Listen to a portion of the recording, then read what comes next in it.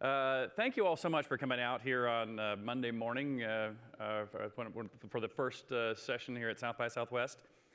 And as Matt noted, and I think a lot of you know who know about me, for those of you who know me, I do live this kind of dual life, kind of earning a living in the computer game industry, and then as an investor in exploration companies, and I've done a lot of those explorations myself for those companies that I've helped support.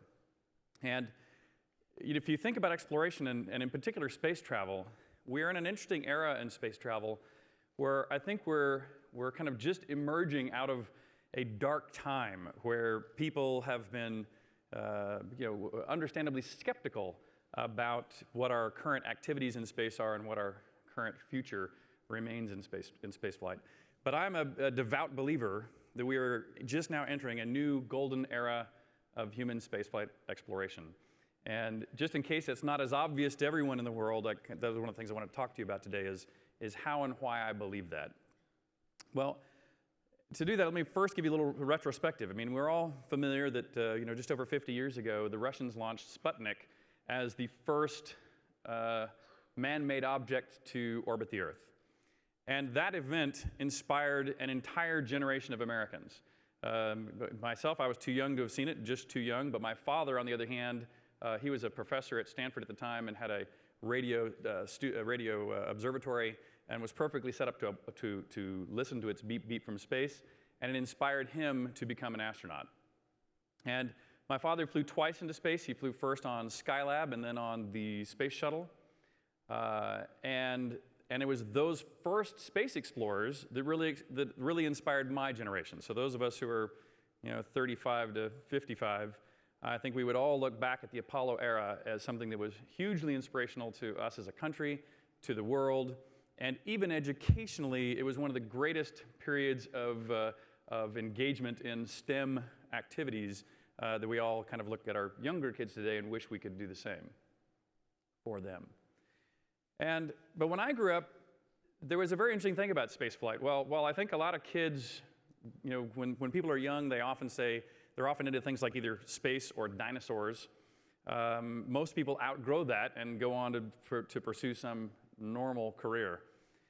Well, growing up in the household of an astronaut kind of drives that a little bit deeper. And not only was my father an astronaut, but literally my right-hand neighbor was Joe Engle, another shuttle astronaut. My left-hand neighbor, Hoot Gibson, another shuttle astronaut. And over my back fence was yet another astronaut. And I lived 2 blocks from NASA's front gate, so most of my neighbors were either astronauts or the engineers involved in putting people into space. And so for me, going into space didn't seem like something that you could rarely aspire to. For me, going to space seemed like something that everybody in the neighborhood just did. And so you didn't have to really think about it. And so my inspiration to STEM and space probably went deeper than it would for most people just watching these great achievements on television. And that STEM activity is really what inspired me to first get involved in the gaming industry that I am. In fact, with my father as an astronaut, my mother's a professional artist, and I think of computer games as the quintessential high-tech art. And I also think that's why Austin is particularly good at computer games, is because we're a quintessential high-tech arts town. But that also, in fact, really both my parents were also involved in inspiring me to really want to explore. And so some of the investments I've made down through the years are for things like the XPrize. We paid a $10 million prize for the first private vehicle to fly twice into space. We have a company called Zero Gravity Corporation. I flew Saturday morning. I flew a zero-G flight here at Bergstrom, where we take people into 30 seconds at a time of microgravity. Space Adventures. We've flown all 7 of the private citizens that have flown into space have flown with my company. We have a company called Deep Ocean Expeditions. If you want to go to the bottom of Antarctica, bottom of the sea floor, there's only one commercial company you can use to do that. That's ours. And we have a company that takes people into the Arctic and Antarctic to do exploring there too. So if you want to go to the bottom of the sea, to the poles, very high altitude, microgravity, space, or beyond, we have a company that can do it. And across most of those, we're the only company that can do it. And so exploration is clearly a big deal for me. And I wanted to do all those things as well. And it was on October 12th of 2008 that I became the 483rd person to leave the Earth. We're just now over 500 people who have left the Earth in 50 years. So that's really not very many people over a very long period of time. And even though I went as a private citizen who paid their own way, I was trying to make sure that my time in space was both contributory. I did a lot of work as a volunteer for a variety of research organizations. And I was also trying to make money to offset the horrific price that I paid to go into space. And so, if you look at the blue, that's kind of my main experiment list. And the ones marked in blue, this protein crystal growth I'll come back to, is something I think can be commercialized.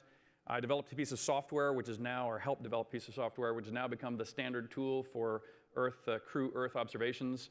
I was the first person who ever flew in space who had laser eye surgery or any kind of eye surgery, which had been banned prior to my flight, but now it's approved for all astronauts. And I did some work with the British folks as well. But if you look at this 50 years we've been through, the first 50 years saw just amazing achievements. Sputnik, Gagarin, Leonov, Armstrong, all these great firsts were taking place. Huge advancements in engineering as well. You just think about trying to hold like cryogenic fuels in a tank, much less pump them at incredible velocities into a nozzle to explode them to provide thrust. All of that whole stack of technologies had to be invented. And what's interesting about that, though, is all those same technologies and materials, sciences, and everything else are now in most everybody's air conditioning unit, in the back of their house. I mean, it's profound, the trickle down that occurred from this first decade into things which you now have as household items around your house. But one thing we did not achieve is we never really achieved, the Stanley Kubrick 2001 version of the future. I mean, where is our artificial gravity rotating space station? Where is our space liner that can afford to fly one person at a time, apparently, up to this orbital space station? Where is our shuttle that takes us back and forth to the surface of the moon? None of those things really happened.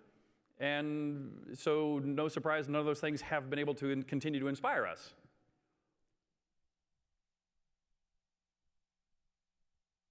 And in fact, if you look at space travel today, we've just retired the shuttle, but just before it retired, there was the poster child for the very expensive methods of getting to space, the very dangerous methods of getting to space, and anything that is really expensive and really dangerous is, of course, kind of by virtue of that, pretty uncommon. It's understandable that it would be uncommon.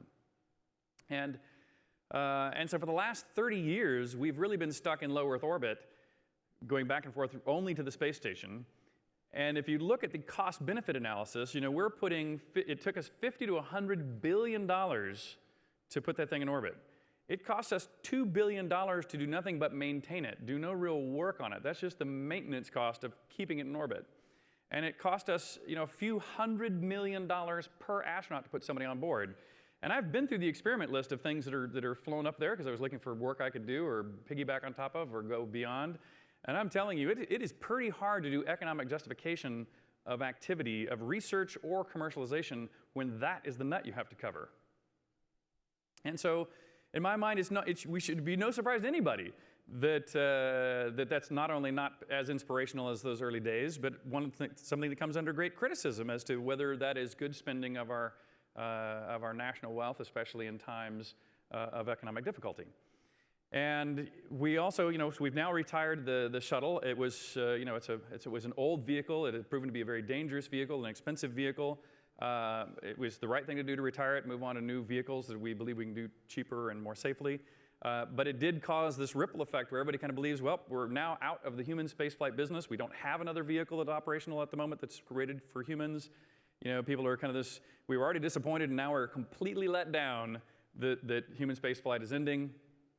Just to add insult to injury, the Bushera plans for this grand constellation plan of landers for the giant boosters and landers for the moon and for Mars, all that was also canceled. Although, by the way, it had never been funded in the first place; it was never really started. And so, again, this just continues this reverberation of we as a country are out of the business of human spaceflight, and we sort of abdicated that leadership to Russia or China or somewhere else. Again, making it worse, I'm trying to paint the bleakest picture first, as you can understand. Even for myself, as I would try to get in and try to use what limited resources or influence I had to build excitement or build new strategies or get this issue moving forward.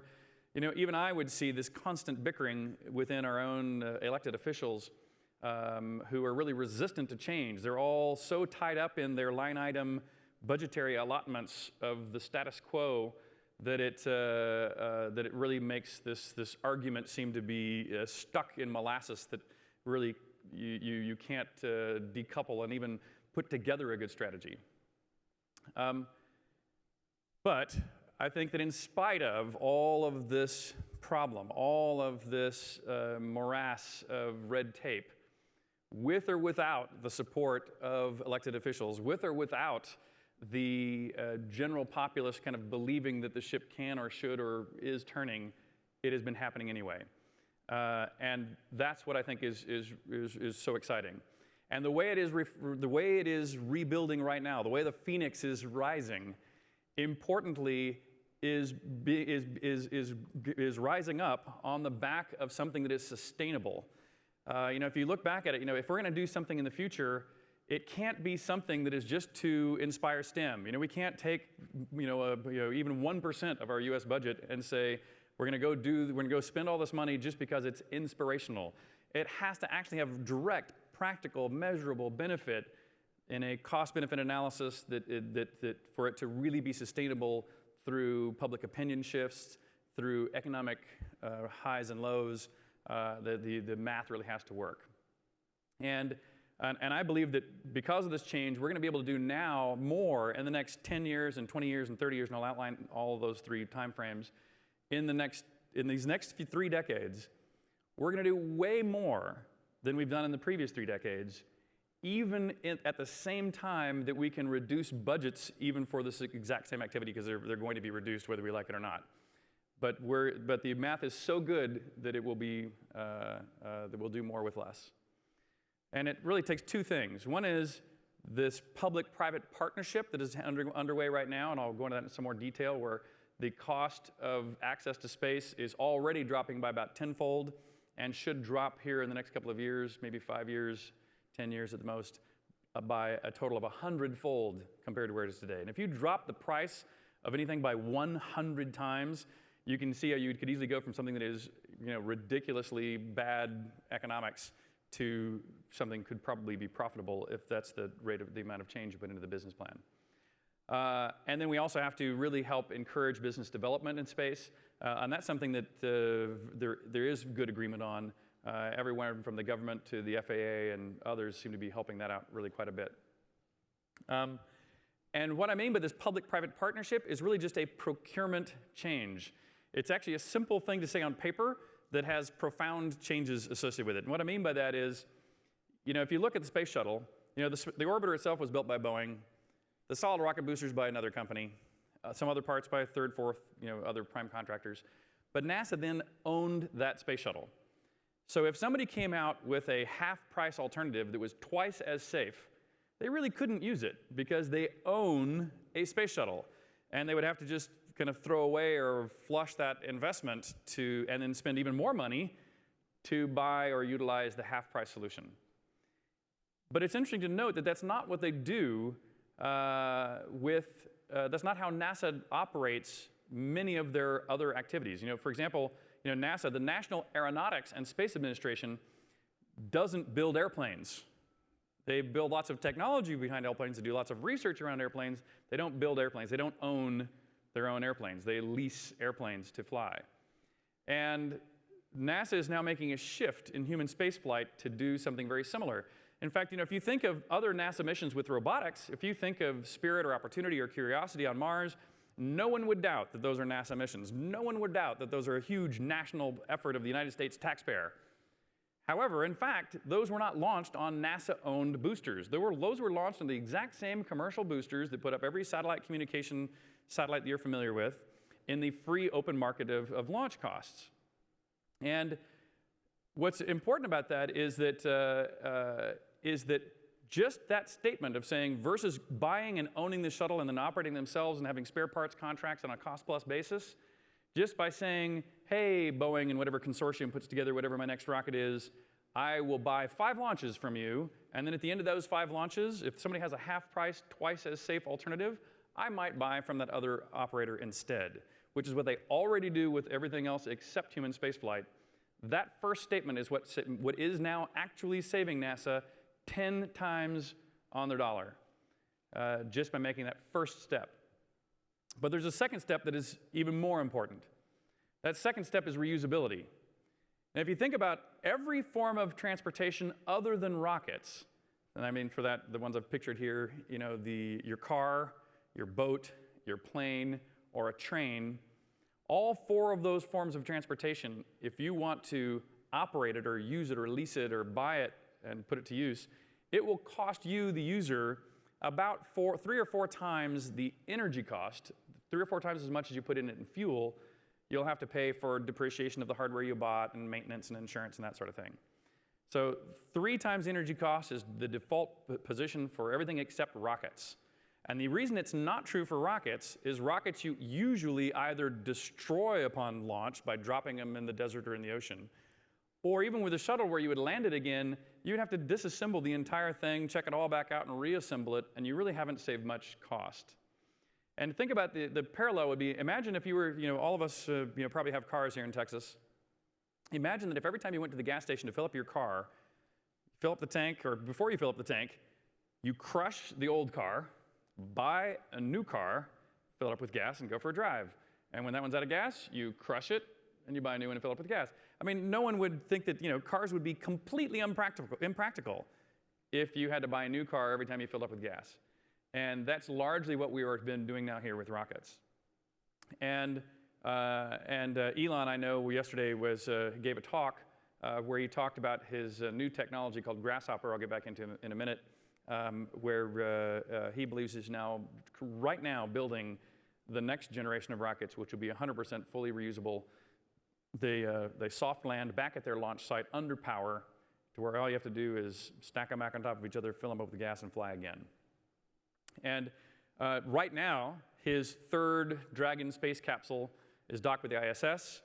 You know, so we already now have made the switch. You know, that Dragon, which has already been, for these first 3 flights, has only taken cargo. Each of those 3 capsules, well, the 3rd one hasn't come back yet, but each of those capsules returns back to the Earth with a heat shield. Currently, it puts out a parachute and lands in the water, but in the future will land under thruster power back at the launch site. In fact, like this. So here is in fact this exact. These are actually artist renditions, but I could have pulled a real photograph now of the one on the left. The Grasshopper technology just last week flew its 3rd hop. And so took his first stage booster, he launched it into the sky, and then he brought it back down and landed it exactly where it took off. And some of our friends in the gaming industry, John Carmack, the guy that writes Doom and Quake, he has a similar suborbital rocket that operates like that out in Dallas. So this technology of hopping and landing under power, which only takes about 10% extra fuel, is a solution to making sure you can literally just restack your rocket, fill it up with gas, and launch again. And that will save the second 10-fold amount of money that goes into this industry. And here's what I think is cool about that happening. So, you know, if you think about, today, you know, the cheapest way to go to space right now is the way we use, with my company, Space Adventures, we use the Russian Soyuz at about $50 million a seat. You know, the shuttle was a couple $100 million a seat. You know, and I mentioned that with my own flight, I tried to do as much commercial activity as I could to offset the terrible ticket price I paid, and by no means did I make money on my space flight, but I did make a few $1 million. I made somewhere between $3 and $5 million on my space flight. Still was a loss. But if you go from $100 million and you drop the price by a factor of 100, you get to about $1 million. And Elon actually believes, I'm not sure if he said this the other day, but he has at least stated to me, and I can't remember how publicly he states that he believes he can get down to something on the order of $1 million for a ticket to go to orbit. And even though that's still more money than most people have in their pocket, so I don't think even at $1 million you're going to be a super thriving space hotel with everybody pulling out their wallet and to sign up for $1 million flight. On the other hand, if there's work you can do in space, like I did in space, that earns $3 to $5 million, I'm going to go every chance I can. And because at that price, if I can make money with my time in space, by the way, there's going to be way smarter entrepreneurs than I am who are going to think of even more interesting things to do in space with their time that would earn even more than $3 to $5 million. And so if we get down below $10 million, I assure you there's going to be a huge revolution in the activities that happen in space on the backs of this gigantic price reduction. And so here's how I think this is going to kind of play out. I think you have to break a forward-looking plan into decades. And the reason why I think decades, and it goes back to the John Kennedy example, is I think a decade is about a political life cycle in my mind. If any plan as a nation lasts more than a decade, then whoever was the person who really asserted that plan will have to be out of power by 10 years. I think the reason why something like the space program or the going to the moon could survive that political cycle is because it was such a big inspiration. So if you're already in the very last chapter of that goal, the person's not, as long as you're really progressing well, it's unlikely somebody would throttle it and can it. But if it's something, a 20 or 30-year plan, and it's the first economic downturn, the first political whim that changes, the plan's going to go back off the table. So you have to break the plan down into 10-year cycles of both politics and economics. And so here's my first decade. The first decade, we need to go to asteroids. There's a whole variety of very good reasons why going slightly beyond the space station, not going beyond yet necessarily very far past the moon, but there's tons of things that we can do in those areas. And while this whole first decade is also ripe with other commercial activity, for example, suborbital tourism and research. Not only, I'm sure you guys are familiar with Virgin Galactic, which has bought the rights to the follow-on vehicle, the vehicle that won our XPrize, but also the people up in Armadillo Aerospace in Dallas, again from the games industry, or X-Core out in California that lives right next door to SpaceX, to Spaceship One, they're literally neighbors. And even Jeff Bezos, the guy that founded Amazon.com, he's building rockets too. That one on the right is his New Shepard vehicle, another suborbital class vehicle. You guys may have heard the Red Bull guy, Baumgartner, who did a high-altitude balloon jump. Well, a lot of people call that a space dive. I don't call it a space dive because I want to go do a real space dive. I want to take one of these suborbital rockets, take it up to 100 kilometers, wait till you get close to apogee, jump out with a space suit, and do an actual space dive. And not only that would be good fun, but actually it's a good practice for other kinds of space rescue activities. But then as we go beyond the orbit of the space station, not only do we have, for example, the Dragon capsule that SpaceX has already docked 3 times, but Boeing has their CST-100. NASA themselves still is trying to build building their Orion capsule, and Sierra Nevada has their little mini shuttle Dream Chaser. So we have 4 vehicles that are under development right now that can take us. One's already operational. The others, at least 2 or 3, two of those others, I think will be well enough are funded with enough strength that they can reliably come to fruition. Then booster alternatives. And it's interesting that those same boosters that launched Curiosity and these other rovers onto the moon, the Atlas and Delta rockets have a long track record. We know exactly what their safety history is. They're way safer than, say, the Shuttle. And so even the boosters we have today are cheaper and safer than other alternatives as soon as you just man-rate them and stick one of those other vehicles I just said on the top of them. The ISS itself is now a great orbital laboratory. We have this national asset. We're not going to splash it. We've just finished building it. But now we sure as heck need people to go there and make use of it. So, and having been there, I can tell you the value of microgravity is still very high, but not when you're paying $100 million per trip to get there. But when you get it back down to the ones of millions of dollars, there again is all kinds of researching done on the space station, and I'll talk about some of that. Beyond that, there's new stations being built privately also. A guy named Bob Bigelow, many of you might know as a hotel mogul out of Las Vegas. He actually has 2 modules in orbit right now. That photograph is from one of his modules that's in orbit at this moment. He's just now waiting to fly his full-scale final one until he has customers who are ready to use it, and that really requires those vehicles like the Dragon and other things to be man-rated. So he's kind of on hold pending the vehicle development.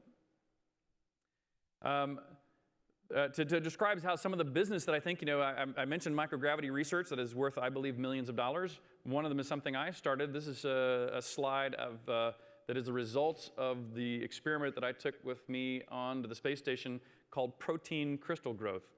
And by the way, for the moderators, I've noticed my clock timer is not running. And so if somebody wants to give me a 15-minute warning, it'd be nice since I can't see it on the clock. But protein crystal growth, it turns out, is a key step in a lot of drug development these days. In fact, every drug that has been developed so far, for example, to combat AIDS, all of those drugs are drugs that you can take and put into your bloodstream that are a molecule that will bind very strongly with a protein molecule involved in the manifestation of AIDS. And so to design those drugs, you need to know the structure. It's useful to know the structure of the molecule you're trying to bind with. And that's a pretty hard thing to know, the structure, the physical structure of a complex protein molecule. And one of the ways that is common for people to do that is they'll crystallize that protein. They use X-ray diffraction to get its structure. And then once you know its structure, you can then design a molecule to bond with it. But if you grow crystals here on Earth, as things go from liquid to solid, there's little convection currents that disturb the growth of the crystal. And so the crystals grow less purely and generally smaller than if you grow them in space, where there's no convection currents because there's no up or down. And so those right there that you see are examples of molecules that I took up to space myself. We grew crystals of them, we brought them back to the Earth, crystallized them, and those are the structures that came out of that set of experiments. And these structures are as good or better than any structures that were developed here on Earth for some of those proteins, and some of those proteins were never able to be structured, be able to be determined here on Earth. There's another company here in Austin, Astrotech. They're down on Congress Avenue. They're actually doing vaccine development with through microgravity. And as it turns out, that gene expression and cell division operate very differently in zero-G than they do on Earth. And so by testing their vaccines in microgravity, where a lot of virulent strains of pathogens become much more virulent, they can sort through the candidates for vaccines much more quickly than they can here on Earth. And that's obviously a very small mass, pretty easy thing to do in space. You just have to have cheap access to space to pull it off. You know, you may have heard there's been lots of talks about space-based solar power. Interestingly, I think there are a lot of ways this can be done incorrectly.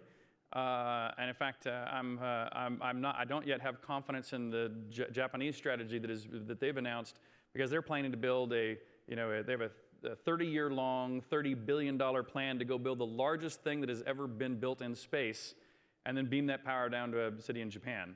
And the problem with that plan is it's 30 years long, so it goes past that political cycle problem. It's $30 billion that has to be found in somebody's funds. And even if they succeed, the power they'll be beaming down, the energy cost of that power will be greater than power you can produce on the ground. And so I think there's a number of key financial and political hurdles they have to get over. But I do believe there's another form of space-based solar power that can work, which is single-launch, targetable solar power. So if you can make a vehicle that you launch a collection array, and literally with one vehicle, you don't have to have astronauts go assemble anything in space. It just self-inflates and then deploys, however, robotically. That still will be more expensive than power you could generate on Earth at the moment. But as long as you can aim it, you could do things like aim it to a military front line in Afghanistan, where the most dangerous job is driving fuel convoys, where the fuel cost at the end is extraordinarily high. And if instead I could roll out an antenna and beam power to that base, that, I think, would be a good value proposition for space-based solar power, and is far more achievable, and will get us started on that path. And I believe those are things that are underway now, too. Even things like asteroid mining, the same group of my group that did all these other adventuring companies. We have a space-based resources company, Planetary Resources. NASA's also looking at this. There's other companies. We have a competitor company that was recently announced. The nice thing about asteroid mining is there are lots and lots and lots of asteroids. And a lot of people think that, boy, but an asteroid's going to come whizzing past the Earth. How in the heck am I going to catch it? How in the heck am I going to bring anything back from it? But what's interesting about some of these asteroids that regularly visit the Earth, these aren't things that are just whizzing by. A lot of these are orbiting Lagrange points that are constantly shadowing us here on Earth. So they're not things that come by once in a blue moon. These are things that hang out close by. And since their gravity is basically 0, it means you can go over and dock with them, sample what they have, and with the flick of a finger, go away from that asteroid and bring things back if you'd like. Here's one particular target right there that is orbiting a Lagrange point out in the front of the Earth. But there's another really good reason to start doing this asteroid research, which is planetary defense. I expect you guys are probably familiar, since you have space interests, that last week we had 2 events on the same day. We had one very near miss of a very large asteroid that we only knew about some months prior to, a relatively short period of time prior to this near miss, where it came inside the ring of our geostationary satellites. And you can see, that's the little blue line there. You can see how its path was profoundly changed by the gravity of the Earth. On that same day, a different meteor actually did enter the Earth's atmosphere and blew up over Russia and did a large amount of damage, including injuring people. And these events that we're now becoming more and more aware of are not nearly as rare as we had thought of, because the span of human communication and then the span of time where humans are now basically everywhere on the Earth, and we even have sensors to detect things that are hitting in the oceans, et cetera, we've only had that for a few decades. And so as it turns out, these very large events are not nearly as uncommon as we thought. And in 2029, there's one that's going to come really, really close. There's an asteroid called Apophis that, if it were to hit the Earth, could cause just enormous amounts of damage. It's known pretty well mathematically now that this is not going to hit the Earth on this pass. However, in 2036, it's going to come back again, and even though in this case they still don't think it will hit the Earth, it actually has a considerably higher probability still of hitting the Earth, and they even know the probable track across the Earth there where it might hit. And so, in fact, here's another one, asteroid 2011 AG5, which again, this one they've calculated they don't believe it will probably hit the Earth, but it will be another super close miss. And so it's one of the first ones they're actually thinking about purposefully deflecting, to really sit down and put a tug on it, put whatever the method is, to actually learn how to do planetary defense while we still have one that we don't think will hurt the Earth, but it would be one that has a high enough probability it might be worth the time and effort to try, and also to test out those techniques in case we find one that we know for a fact will hit the Earth. So that's first decade. Second decade, I would say we need to go to, let's move on to moons of other planets. But the reason why I say moons of other planets and not another planet is because of the gravity well. Even something as big as our own moon has such a large gravity well, you have to land a complex launch vehicle to get off the surface again. Whereas if we go to some of the very small moons around Mars or Jupiter, the gravity is so low, it takes a very small impulse to get back off the surface. And I think the thing to be doing on this is really the search for life. It turns out that there's a lot of great targets. You might be familiar with the Phobos or Deimos that would be great targets overlooking Mars. Or one that I think even holds more interest is Europa. Excuse me. Because Europa, icy moon that is known now to have water under its surface, and there's even some indications, or at least some reason to be suspicious, that there could be biological activity happening within the watery areas of Europa. So it'd make a good place for manned or maybe unmanned to begin with potential searches for life.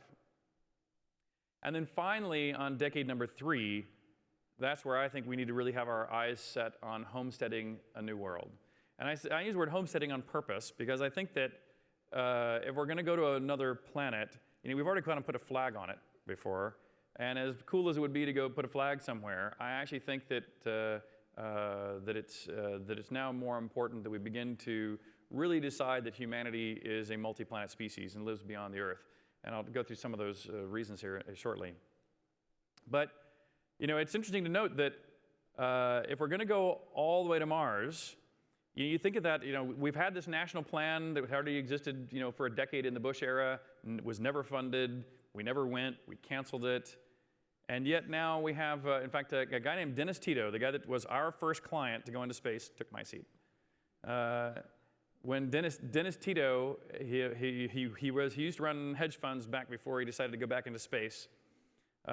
Even after his flight with us into space, his passion for space has not been abated.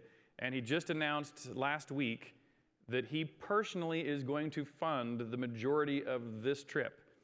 He is personally now building all the life support and all the habitats and modules, everything that is required to mount a human expedition to go around Mars and back. And very specifically, in a very specific time frame, it's 2018. And the reason why he has to do it in 2018 is because of the orbital periods of Earth and Mars. There's only once every decade or so, maybe every 15, 20 years, that Earth and Mars are in the right alignment to allow you to do that mission as a free return, which means you don't need to make course corrections along the way, and in only a year and a half, which is about as long as we are confident you can spend in space without having a radiation exposure that becomes life-threatening. And so 2018, I believe, I know Dennis very well. He's totally committed to this. He's put the funds into it. I really believe humanity is going to Mars in 2018, around and back. But what I think we really need to be doing also is targeting a Mars colony. And if you remember, a bunch of us when we put this thing called the XPrize together, we struggled desperately to come up with a $10 million prize to put out in front of what we knew would take people many tens of millions to win. And in fact, a few $100 million was spent in winning the $10 million prize. And even Burt Rutan of Scale Composites that won it, Paul Allen had funded him to the tune of $40 million in order to win the $10 million prize. And by the way, that's normal. That's the way these things happen. So imagine if we as a country, NASA specifically, imagine they were to say, I will put up $1 billion prize for the first person who lands something on Mars that just sequesters oxygen, just stores oxygen for the future. And you put up another $1 billion prize that says, land a robot on there and make igloos that are radiation hardened where people could live and might hold pressure of that oxygen I'm storing. And you put up another $1 billion prize for sequestering enough food or maybe growing plants in a greenhouse or whatever you think you need on that surface. $1 billion prize at a time doesn't cost a taxpayer a penny until it's actually there. A, many more billions we spent in search of it. B, we'd end up with having all the supplies we need built in situ. And then finally, when Elon is ready with his vehicle he calls the Red Dragon to go land on Mars, we could actually begin to have a real colony on a new planet. And I think that is absolutely, relatively speaking, easily accomplishable within that third decade. And I am a believer that humanity really must become multi-planet. Not only is it a good, I think, inspirational dream to pass on to our children, but I believe, like Stephen Hawking believes, and this is when we took him on our zero-G plane about 10 years ago now. And and his statement is that whether it happens in a decade or 100 years, 1,000 years, a million years, the time will come when life on Earth is threatened, and whether that's from asteroids, whether that's from super volcano calamities, whether that's from our own releases of toxins into our own environment, nuclear war, pick your doomsday scenario, but someday life on Earth will be threatened. And so humanity really needs to become a spacefaring race in order for us to ensure our own survival. So in summary, here's kind of what I think it is. First decade, suborbital, low Earth orbit research, heading out to asteroids. Second decade, let's go build outposts on low-gravity moons. Let's go search for life throughout the rest of our solar system. And third decade, let's finally go and homestead on a new world. And if you think this sounds hard, I mean, it used to be, it's funny, we used to think that when we started the XPrize, it had what we called the giggle factor. We would tell people we were going to put a $10 million prize together for the first vehicle to fly into space twice. And literally, people would laugh. They literally, no joke, they did not believe we were serious. And when we convinced them we were serious, they thought we were idiots. They literally thought there's no way that is going to work. And now, if you look at this, these are, on screen, these are the organizations that support humans in space. And already our private company, Space Adventures, is the sixth largest space agency on Earth. We've already signed up our next client, Sarah Brightman, who will be flying in a year and a half or so. So we'll be tied with the fifth. I expect we'll continue to move up that list, that private spaceflight will become competitive with national governments. And so don't underestimate what the commercial folks can do. So in any case, I think the golden age era of space exploration has begun. I hope I've convinced you. I hope you want to go. I hope you can join us on on manifesting this destiny for all of us. Thank you very much.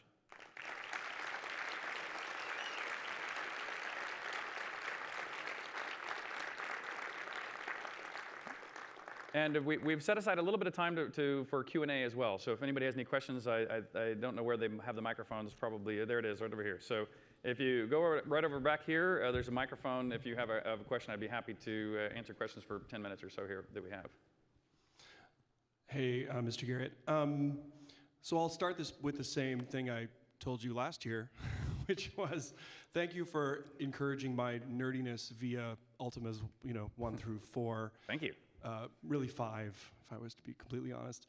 So I was curious. So this is obviously a really great overview of where we are now and kind of a 3-decadal hopeful plan.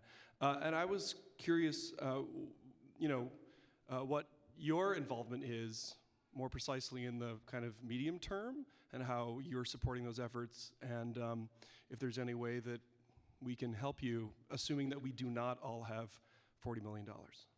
Yeah, so excellent question in that, well, first of all, for myself, I've made no secret of the fact that as I earn money in the computer games industry, I've invested it over time in the space industry. And I also have to tell you the first, what I'll call 2 decades of that, I would say was a waste of time, or at least a waste of my money. A lot of those early companies went out of business. Since we started the XPrize, however, all the rest have been pretty successful. And I think the tide has really turned that investments of space, which would seem kind of crazy and silly, are now beginning to pay off. And so I think there's going to be even lots of good, if you just think about the economic issue of jobs, as we drop the price of cost of space 100-fold, there is, of course, is going to be an increase in the frequency of people traveling to space. And that increase in frequency means that we'll need more rockets, and that means we'll need more rocket engineers, and that means there'll be more employment in the aerospace industry. And so even though there's a lot of people in a lot of what are called the current NASA states that allocate government budgets that are very worried about this because it is a shift. They are losing employment in some of the states that had previously built rockets, and it's shifting to states that are building these new rockets. And so that's the fundamental reason for the politics. But that being said, I think we're well underway. And so, what we can do, I think, is as individuals, if you believe the case that I've laid out here, these are issues that do now come up politically, that do now get voted on by constituents, that do now, our elected officials are now deciding, how we're going to allocate our limited budgets. And in a time where the budgets will come down, it's really important that people don't become so demoralized they just decide to write it off. And instead say, look, even with half the budget, if it costs me 1/10 the price, we can still do 5 times as much, or what did I did the math right? 2.5 times as much. And so keep that in mind and keep the pressure on our elected officials and our voting blocks to remain interested. Yeah. Good afternoon. Right now excuse me, let me back off a little bit. The giggle factor for asteroid mining is pretty high right now. I was just wondering if clearing out all of the orbital junk that we've put up into space over the past 5 decades, it would have any value in developing the methodology and reducing the giggle factor. Yeah, also great question. So yes, asteroid mining still does have a giggle factor, but I'm used to facing giggle factors, so it doesn't bother me so much. So let me talk about space debris first. So space debris is a very interesting, very big problem. Almost every vehicle that launches into space, when you separate the solid, for example, the fuel tank, the external tank from the shuttle, and as it reaches orbit, there's explosive bolts that shear that apart. So there's debris at that moment that gets thrown into low Earth orbit. Almost every rocket that goes into low Earth orbit puts up debris. Tons of our communication satellites, when they run out of fuel to keep themselves in position, they just begin to kind of wander aimlessly through the night sky. Sometimes those have collisions. That makes a whole other cloud of debris. The ISS itself actually has to get moved about 6 times a year. Instead of just staying on its nice, smooth orbit, they actually have to use power to move it out of the way of a piece of debris they think is large enough to be life-threatening to the crew on board the space station. And so debris it really is a huge problem. But like some other cool potential space things, like, nowhere in my discussion did I talk about space elevators. And the reason why I didn't is because even though the math works to run a carbon fiber nanotube, rope from the ground to a giant rock in geosynchronous orbit and then use a crawler to crawl up it, the math works. And so anytime the math works, there's usually some point in time in the future where it might come into existence. But my estimates, the cost and difficulty and engineering required to pull it off is still outside of the 30-year time span. And similarly with this debris problem, I have not personally heard solutions suggested that could be deployed particularly easily or cost effectively. Though there may be, but that's the only reason I haven't talked about it is because I have not personally seen those answers. But on the other hand, if you look at asteroid mining, I now know enough about it to where I do believe that it would be, to me, the way that it unfolds is the following. You first launch some small telescopes up into low Earth orbit, it can even be microsatellites almost, to do a very good survey as to what the mineral content of the surface of a variety of these relatively near Earth asteroids are. Once you know that there's something there of value, you can then send another very tiny vehicle over there to both bring back maybe a small sample to prove that it really was what you thought it was, and maybe put a little transponder on it to lay claim to it. And then finally, you send a third round of again, pretty small vehicles up there to go, most asteroids are almost just, there's barely any gravity on them. It's a loose collection of rocks kind of holding stuff together. If there's a good rock of, say, titanium or platinum or whatever, imagine taking a platinum boulder, put a tiny little tug on it, very little amount of force, hardly needs any, drive it back over the Earth, and in my mind, I would drop it in a desert. Let 90% of it burn up, who cares? Because the thing that just landed on the ground is 100% platinum. And so I actually think the difficulty, energy costs, value to be attained is a much better calculus than it might appear on the outside. Yeah. Hi, thank you so much for the talk. It was very informative. Thank you. I was wondering, can you talk a little bit about, there's the idea of nationality and which countries would own the land if we do colonize other planets, or would it be would people there have their own passports, or just if you could touch a bit on that and the issues arising and who should be making these decisions, that would be great. Yeah, it's interesting. That's a great question. And I'll give you a bad example and a good example for how the global populace has begun to tackle this problem. I would say the bad example is Antarctica. In Antarctica, tons of countries have overlapping claims in Antarctica. I mean, literally, often 3 or 5 countries will lay claim to territory. For example, the United States claims an entire range of mountains because we had a guy named Admiral Byrd fly over this range of mountains, throwing American flags out the window and claim the mountain range. Okay? You can debate whether that's a legal way to claim land, but that's what he did. You have other people who go, well, Amundsen and Scott, they went on skis and they planted their own flag all the way along. They claim those pieces. You've got Chile and Argentina who go, no, my country Chile is, from, longitude this to longitude this, so we claim that pie piece of Antarctica. But other countries' pie pieces overlap each other because their boundaries, are not at the same longitude. So there's all these competing claims. And finally, instead of starting a war with each other to battle over the icy Antarctica, we all just agreed to just put it off, and no one's going to lay any further claims to it. No one's going to honor anybody else's new claims to it. And we all agreed to just use it for science and never to live on. But with global warming, once land shows up, maybe we'll fight over the oil or something. Who knows? But that's the bad example. The good example is how we deal with. We already have a plan for how to deal with, say, orbital slots. The easiest one to describe is geosynchronous satellites over the Earth. If you want to put a TV satellite up to beam TV down to the planet Earth, the satellite kind of needs to be above America. Well, that same ring above the equator would service just as well Mexico. So Mexico would like to have the exact same spot in the sky. Whatever use it is to us, it's also of use to them. And so the way we handle that as the United Nations is countries that launch things into space, first of all, declare that their intention to go to a particular spot in space, and then so that nobody else is going to bump into them. And then once they're there, we have the what I call a gentleman's agreement that says as long as you are there, as long as you're maintaining your orbit, as long as your satellite is there, it's yours. Because you're making use of it, you're the first person there, and you're still using it for your own economic benefit.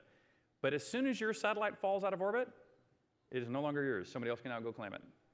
And so I think that standard is sort of what's going to happen for rights on the moon or Mars. I mean, there have been a couple of treaties that went through the UN. One that passed said no government will lay claim to property off of Earth. So the United States will never claim a piece of the moon, nor will Russia, nor will anybody else. All the UN countries ratified that. There was a second treaty that tried to outlaw private ownership of territory on the moon. And all the spacefaring countries, United States, Russia, and China, did not ratify that, so it never passed. And the specific reason is that they wanted companies and individuals to say, I have found a spot on the moon that I can make economic use of. I want to go do that economic use, so now I claim it. And I think that will work for as long as you're utilizing it. But as soon as you go fallow and move off, I think other people will be free to claim it. Yeah, I think I might have enough time for one more. Great. And then after this, I'll step outside. I've got to go through the back, but I'll go right out front so I can take more questions. Okay. Hi, Sean Captain with TechNewsDaily.com and also representing Space.com. Great. I've got two questions, but they're really close to each other, but I'd like an answer for each. Please. One is, why do you think it is that game developers are so attracted to this? And then separate from that, because it's a little different, tech entrepreneurs in general, why they're also attracted. Yeah, and so I've noticed this same issue, by the way. And so I've had to ponder the answer to that question because I did notice that in my industry, there is a huge propensity to see people who not only are just interested in space still, but put their money where their mouth is and either go to space or build rockets or invest in these companies. And your second question about tech industry in general, beyond game developers, I know you asked them as separate questions, but I think the answer is blended. Because I believe that the reason a lot of my generation got into tech, STEM kinds of activities was because of the Apollo era and our belief in the Stanley Kubrick vision of the future. And we all got into, we all found our niche within the tech industry that might have been different from each other. Like Jeff Bezos doesn't make games, Elon Musk doesn't make games, but we all had that same initial inspiration. And therefore, I think that once we've all kind of made our mark in our various tech industries with the money that we have left over or have in excess of that, we've worked very hard to manifest that future that we believed should have happened 20 years ago. So nothing unique about people in the game industry? I don't know that it's, if there was something specific to the games industry, it would have to be from, exploring virtual worlds. It would have to be the part of, traveling literally into the unknown and creating experiences that let people go into that unknown. So there might be a little bit heavier influence for those of us in the gaming industry to, who want to believe in the fantasy worlds that we create, who want other people to believe in the fantasy worlds we create. I know that's for me when I as an explorer, I've been to the bottom of the ocean, I've been to Antarctica, and I've been to space, and I know that for me those are one and the same. I find my drive to go explore is identical and very closely linked with my personal drive to create things for people to explore. Thank you. Okay, well, I think, but tell me if somebody can advise me, is this 5 minutes till the next one needs to start or 5 minutes before I need to stop? I have 5 minutes, I can take another question. Cool, thank you. Fascinating speech. I appreciate your ability to talk about it in a way that people without PhDs can understand it. Thank you. So my question is, while I love the fact that science is an international language and knows no boundaries basically, but money, power, and influence do know boundaries, you talk about a plan that lays out over the next 30 to 40 years. In America, 30 years, okay. America, depending on which philosopher you're listening to, ain't as cool as it used to be. And who knows where we'll be in 30 years. A lot of the companies you talked about today are American. My question is, what is your opinion on how the international community will come together and support all of this stuff that helps our species, not our countries? Do you have a good feeling about the way the world views this? Are we coming together, or do you feel like it's going to be politicized? Oh, fascinating question. Great question. It's interesting that when I was doing my training in Russia, in contrast to going to visit, say, NASA facilities in the United States. If you go to the NASA Visitor Center and you look at the models of the history of space, or you go to the gift shop to buy things about the history of space, it is pretty much 100% United States space program. And by the way, if you think about the Russian space program, they put up the first satellite, they put up the first animals, they put up the first man, they put up the first woman, they did the first spacewalk, they did the first docking, they had the first space station. They didn't land on the moon first, but everything else there was to do first in space, Russia did it. They're not as sexy as we are, though. Yeah. But here's what I found interesting when I went over there to train. So you go over there to the recently Cold War era isolated people who thought of us as the super enemy, and you go to their facilities for training for space. You go to their gift shops in their their public areas. You go to theirs, it doesn't look like ours at all. Theirs showcase American space success in equal proportion to what they did. Every time I saw a statue of Gagarin, I saw a statue of Neil Armstrong. And I was frankly kind of embarrassed. I kind of was going like, wow, here we are, the home of the open, democratic, celebrate everybody, don't be so nationalistically excluding country, to find out that in fact we are that nationalistically excluding country way more than Russia was by the time, at least by the time I got there. And so when you talk about international cooperation, I think that by all means they would love to be a part of it. And to the degree that it's possible, I'm sure we can get Canada to build us more robotic arms. We can get all the people to play their part. I think even China would love to play a role. That being said, I actually think that the International Space Station was not created any more efficiently or better because of the international cooperation. That's my personal assessment, has no basis in studying numbers in detail. I just look at the political banging that I did see going on. I'm going like, man, this cannot be the most efficient way to get something done. And you look at all the entrepreneurial efforts going on, and there have been a couple of startups in Russia. There are even still now a couple that are trying to get going. But 90% of it is here in the United States. So I actually think the US is absolutely going to be the country independently that is going to lead the way into this next piece of future, that other countries will be happy to play a supporting role, but there's nothing like good old American ingenuity that I think really truly is going to lead us into the future. We make better films about it too. That's true too. Get people on board, so. Exactly. Great, okay. Okay, well, thank you all very much again. I sure appreciate it. I will go outside to take more questions if you like.